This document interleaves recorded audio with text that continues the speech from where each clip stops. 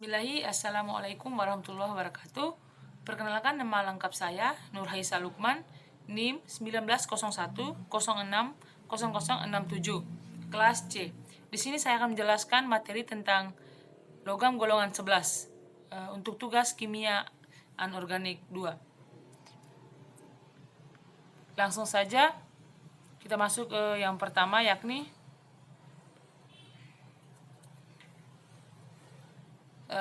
logam golongan 11. Yang pertama, kecenderungan logam mata uang, tembaga, perak, dan emas. Di situ dijelaskan bahwa ketidakreaktifannya semakin bertambah dari atas sampai ke bawah sehingga emas yang paling tidak reaktif. Ketiga logam ini mempunyai potensial reduksi E standar positif yang berarti lebih besar daripada hidrogen. Logam ini tidak bereaksi dengan asam yang bukan oksidator seperti HCl dan H2SO4. Sifat fisik dan sifat kimia logam mata uang. Yang pertama adalah sifat fisik atau sifat fisikanya seperti yang tertera pada gambar. Contohnya seperti nomor atom tembaga atau Cu itu 29, perak 47, emas 79. Konfigurasi elektron untuk tembaga AR 3D10 4E1. Perak KR 4D10 dan 5E1, emas XE 4F14 SD 5D10 6E1. Wujud dari tembaga contohnya padat, massa jenis 8,92, titik didih dan seterusnya sampai di jari-jari atom. Sifat kimianya untuk tembaga berwarna kuning kemerahan, liat dan tak mudah retak sehingga mudah dibentuk. Untuk perak berwarna putih mengkilap, lembut dan dapat ditempas serta mempunyai daya hantar listrik dan termal yang tinggi. Logam ini kurang reaktif dibanding dengan tembaga kecuali terhadap sulfur dan hidrogen sulfida yang secara cepat menghitamkan permukaan perak. Yang ketiga, perak tidak larut dalam asam oksidator seperti HCl. Logam perak berwarna putih dan mengkilap. Yang kedua, emas. Emas dihasilkan pada suhu yang lebih tinggi. Terus emas dapat membentuk dua jenis oksida yaitu Au2O, Au2O3 serta hidroksida yaitu AuOH dan AuOH 2 kali. Emas. Senyawa oksida. Yang pertama tembaga.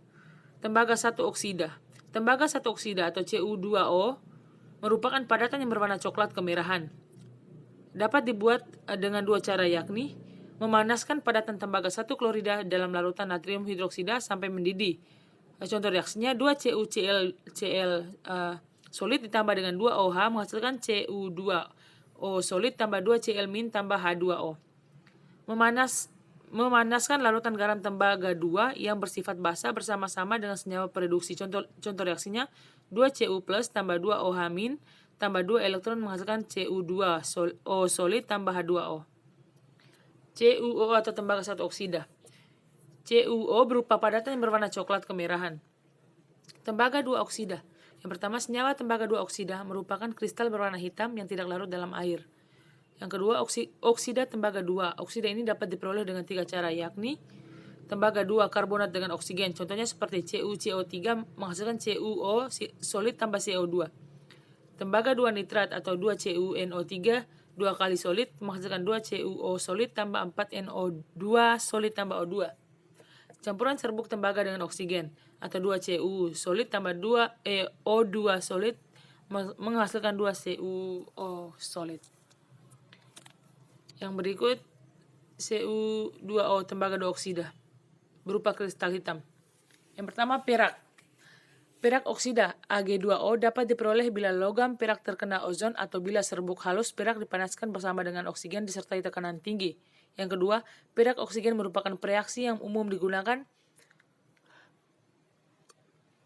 untuk membuat larutan basa dari alkali. Perak oksida biasa digunakan untuk baterai. Yang berikut adalah emas. Yang pertama, emas oksida atau Au2O3 terdekomposisi menjadi Au dan O2 pada suhu sekitar 150 derajat Celcius. Yang kedua, emas 1 oksida atau Au2O3 adalah salah satu senyawa yang stabil dengan oksida plus 1. Ekstraksi logam mata uang. Yang pertama, tembaga. Tembaga dapat dihasilkan dengan berbagai cara, diantaranya adalah yang pertama, logam tembaga berasal dari biji. yakni kalkopirit atau CuFeS2 yang dipanggang dengan persamaan reaksi sebagai berikut. 4 CuFeS2 tambah 9 O2 menghasilkan 2 Cu2S tambah 2 Fe2O3 tambah 6 SO2.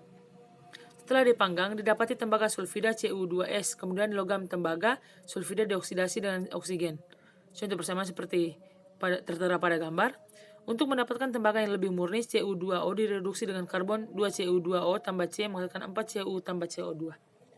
Perak. Daya hantar perak lebih tinggi dari tembaga, tetapi karena jumlahnya sedikit dan mahal, maka tidak dipakai sebagai kabel listrik. Yang kedua, logam perak dapat larut dalam HNO3 atau A3Ag tambah 4H plus tambah NO3 min menghasilkan 3Ag tambah NOG tambah 2H2O. Umumnya garam perak sukar larut dalam air. Yang berikut adalah emas. Emas adalah logam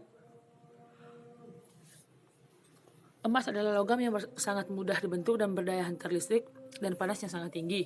Emas tidak larut dalam HNO3 kecuali dalam air raja. Campuran HNO3 dan HCl dengan perbandingan 3:1. Kebanyakan senyawa emas mudah terurai bila dipanaskan. Kegunaan logam mata uang, tembaga, sebagai penghantar kabel listrik dan komponen elektrokimia. Sebagai peralatan rumah tangga, dalam persenyawaannya terisi atau blue vitriol CuSO4 5H2O digunakan untuk membunuh jamur sebagai fungisida. Perak digunakan dalam fotografi. Senyawa perak yaitu AgBr dan AgL digunakan untuk membuat film foto dan kertas foto karena mudah diuraikan oleh cahaya. Digunakan dalam industri penyepuhan atau electroplating, cat perak, pembuatan cermin perak. Sebagai perhiasan. Sebagai bahan mata uang, emas sebagai perhiasan digunakan dalam pembuatan gigi palsu. Kini emas yang menghasilkan radioaktif dimanfaatkan untuk mengobati kanker. Emas dengan kadar murni 24 karat digunakan untuk mengangkat sel kulit mati sehingga sel yang telah rusak diperbarui sebagai mata uang. Mungkin hanya ini saja yang dapat saya sampaikan pada kesempatan ini. Jika ada kesalahan, itu murni kesalahan dari saya sendiri. Jika terdapat kata-kata yang menyinggung perasaan, saya dari pribadi memohon maaf sebesar-besarnya. Billahi taufiq wal hidayah. Wassalamualaikum warahmatullahi wabarakatuh.